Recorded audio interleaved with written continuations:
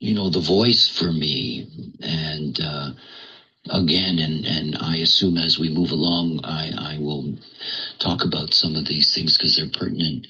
Um, the voice was very powerful, and on first impression, it was male, funny enough. Um, but I guess that was much more my fear than anything else. Um, it's much more like some very, very, very old woman who has been chain smoking all her life. Even the whole setup for me, it was almost womb-like. I was literally suspended in a sense within that environment, very closed environment, where I did not eat, I did not sleep, I did not take any liquids in for 8 days. Um, Lived in an extraordinary physical state because I was completely dehydrated, so that I had a kind of like when your foot is asleep, I had this sensation literally all over my body for 8 days. As a matter of fact, the only time the intensity of it would go away is when I would acoustically hear, whatever that means, the voice.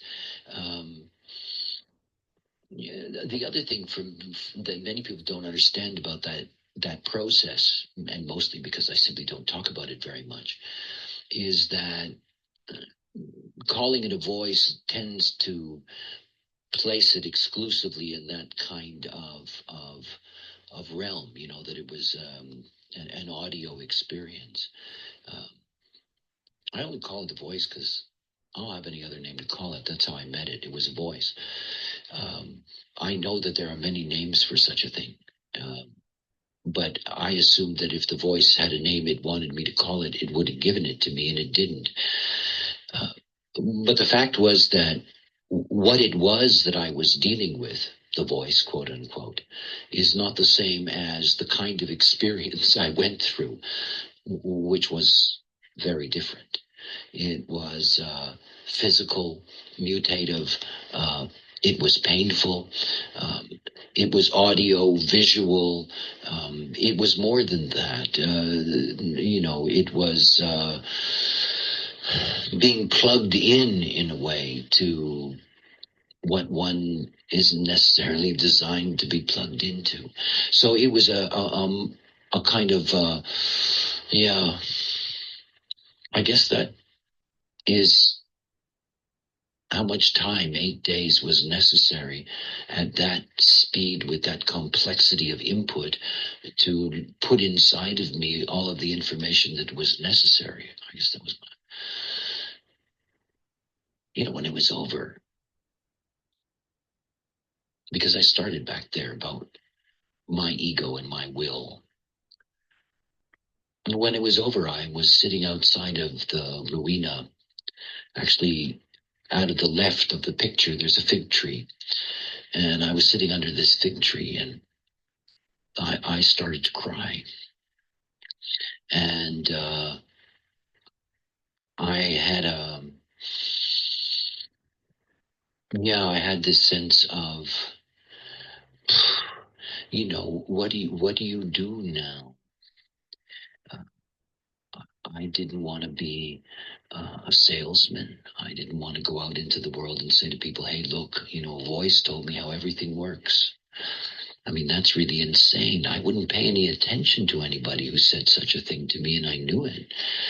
I mean, it was a standing joke of mine for years that I never would have paid money to listen to me because I was just not open to such things. People would tell me that they had a mystical experience, and I would go, yeah. I didn't know. I was ignorant of all of that. And then to come out of all of that and know that I would never have it again, that I would never, ever experience the intensity of such magic. I mean, it's so extraordinary. And it was the best part, after all. I mean, I was crying under that tree because I had to go to work. I mean, it's the first thing the voice said to me, "Are you ready to work?" I never answered because it wasn't a question. It just wasn't. It was a warning, I guess. And it was so obvious to me that I would toil on the mundane plane with a world of not selves, in a world where rumors fly and the truth crawls, and where to be a mystic is to be, cornered off into some kind of new age, whatever. It was horrifying. It really was. It was horrifying. All I could do was lean on the logic of the form of human, the human design system. Lean on its logic and do my job as a messenger.